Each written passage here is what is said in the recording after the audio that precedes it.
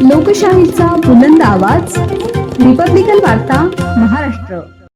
पिशोर पोलिसांची धडक कारवाई. अवैध वाळू वाहतुकीतील 3 ट्रॅक्टर जप्त. 22,18,000 रुपयांचा मुद्देमाल ताब्यात. बातमी पिशोर येथून. पिशोर पोलीस ठाण्याच्या हद्दीत अवैध वाळू वाहतुकीविरोधात राबविण्यात आलेल्या धडक कारवाईत पोलिसांनी 3 ट्रॅक्टर जप्त करत एकूण 22,18,000 रुपयांचा मुद्देमाल ताब्यात घेतला आहे. या कारवाईमुळे अवैध वाळू तस्करांमध्ये खळबळ उडाली आहे. पहिली कारवाई दिनांक 17 रोजी रात्री 3:15 पळशी बुद्रुक शिवारातील भगवान गायकवाड यांच्या शेताजवळ करण्यात आली. यावेळी सागर कारभारी जाधव व बापू देवीदास नलावडे दोघेही राहणार पळशी बुद्रुक तालुका कन्नड यांच्या ताब्यातील स्वराज कंपनीचा पांढऱ्या भगव्या रंगाचा ट्रॅक्टर क्रमांक MH20 GV 1754 पकडण्यात आला. सुमारे 6 लाख रुपये किमतीच्या ट्रॅक्टरच्या 1 लाख रुपये किमतीच्या ट्रॉलीत 6,000 रुपये किमतीची अवैध वाळू विनापरवाना विक्रीच्या उद्देशाने वाहतूक केली जात असल्याचे आढळून आले. या प्रकरणी पोलीस अंमलदार कौतिक सपकाळ यांच्या तक्रारीवरून गुन्हा दाखल करण्यात आला असून पुढील तपास सहाय्यक फौजदार गंगाधर भताणे करीत आहेत.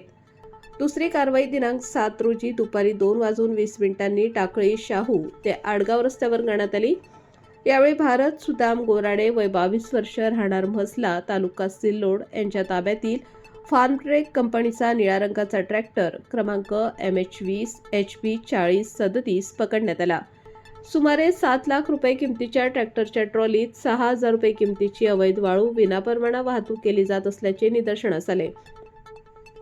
या प्रकरणी चालक भारत गोराडे व ट्रॅक्टर मालक सुदाम सर्जेराव गोराडे राहणार म्हसला बुगा तालुका सिल्लोड यांच्याविरुद्ध पोलीस अंमलदार गणेश कवाल यांच्या तक्रारीवरून गुन्हा दाखल करण्यात आला असून पुढील तपास पोलीस हवालदार विलास सोनवणे हे करीत आहेत.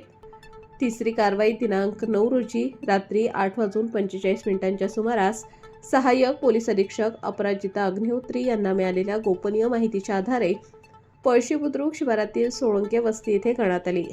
यावेळी सोनालिका कंपनीचा निळ्या रंगाचा सुमारे 6 लाख रुपये किमतीचा ट्रॅक्टर व 1 लाख रुपये किमतीची ट्रॉली अवैध वाळूसह जप्त करण्यात आली.